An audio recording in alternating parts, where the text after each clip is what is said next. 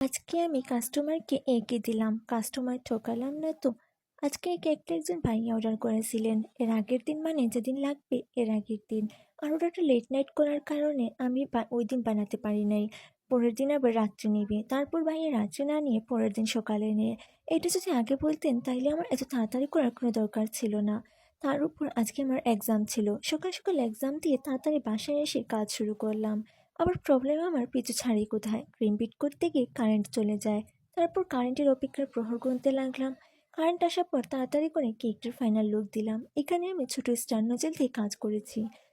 বড় star nozzle দিলে আরও জলদি কাজটা হয়ে যেত, কিন্তু আমি সুন্দরের জন্য ছোট স্টার নোজেলটা ইউজ করেছি। এরকম কার্শিপ কেক করতে ভয় লাগে, কারণ কিছু কাটাকুটি করতে হয়, যদি কম হয়ে যায় তাই।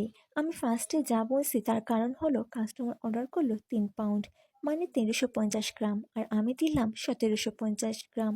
আমি সবসময় একটু বেশি রাখি যাতে কম না হয় কোনো রকম। আসসালামু আলাইকুম।